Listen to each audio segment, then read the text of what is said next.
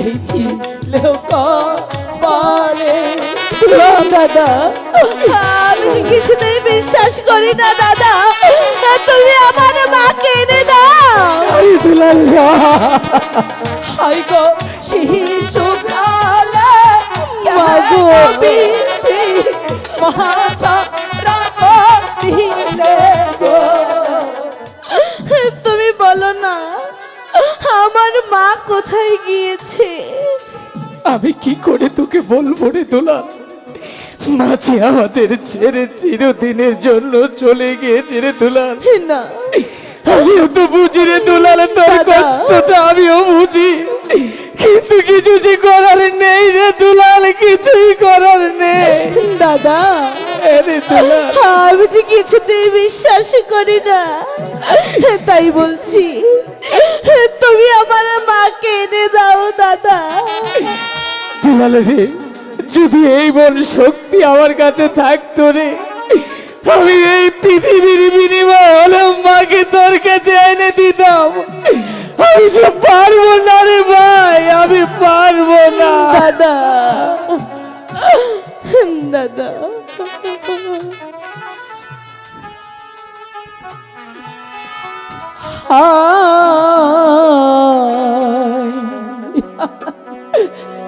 Cadiz নে রে দুলাল ভাই রে, মায়ের দাদা। লাগিয়া।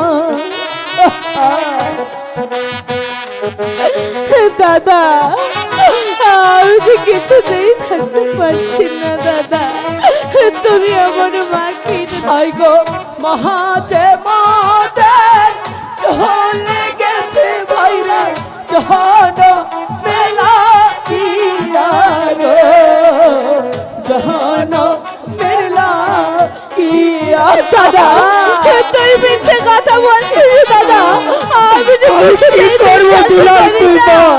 মা, আরে দুলাল, এমন করলে আমি কোথায় যাব বল, একটু শান্ত হ। আহারে দা রুনা বিধি এই ছিল কপালে। দাদা আমি যে কিছুতেই বিশ্বাস করি না দাদা, তুমি আমার মাকে এনে দাও। আরে দুলাল হাই গো শিশু প্রালে মাগো। মহাছাড়া দিলে গো, মহাছাড়া দিলে।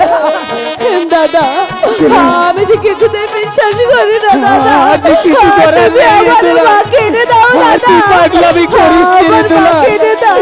আমি কি করবো বলো,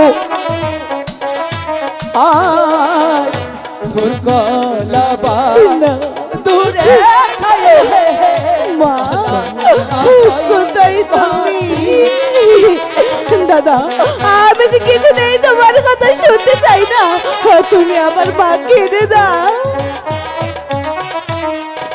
হাই গো শিশু কালে মহামরিলে পাইরে ছেলে দাদা হাই তুই মাগো কোথায় তুমি মা? হাই তুই দাদা আমার মাকে এনে দাও দাদা, আমি যে আমার মাকে ছাড়া থাকতে পারবো না দাদা।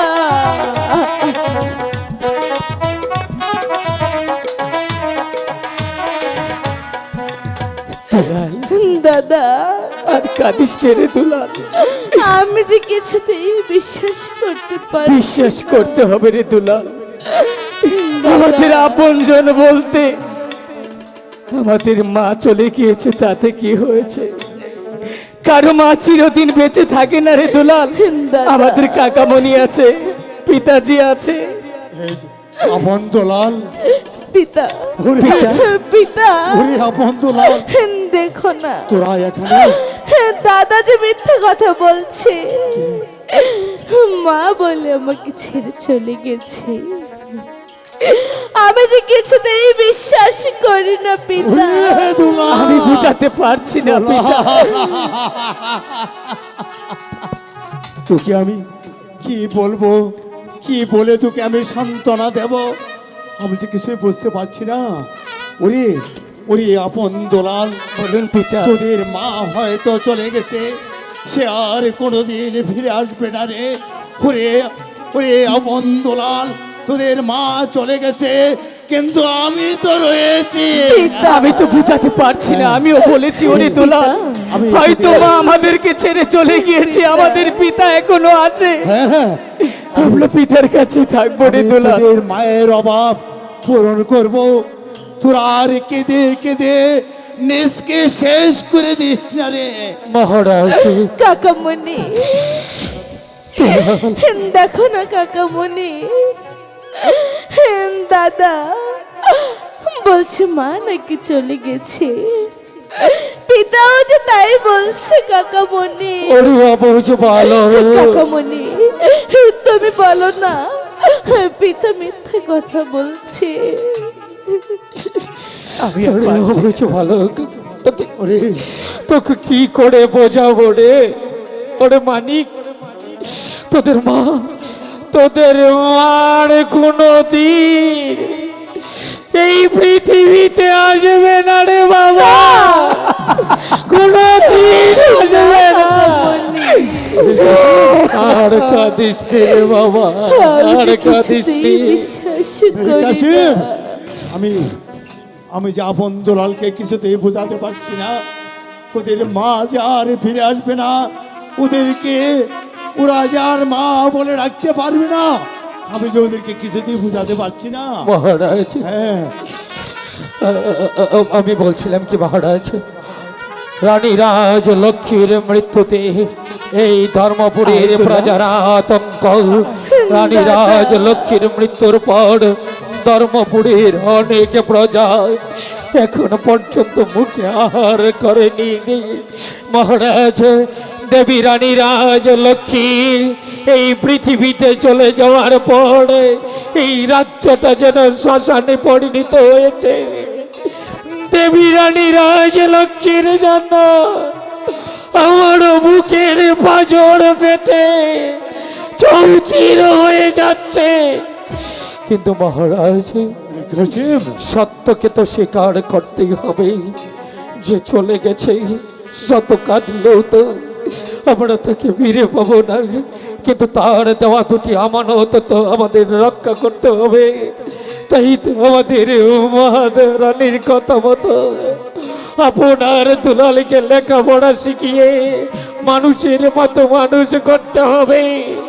বলুন মহারাজ, আপন দুলাল কি মানুষ হবে না? বীর কাশিম, আপন দুলালকে মানুষ করতে হবে। আমি পূর্বেই বলেছিলাম, কেননা আমার বর্তমানে এই ধর্মপুর রাজ্যটা ওদের যে পরিচালনা করতে হবে।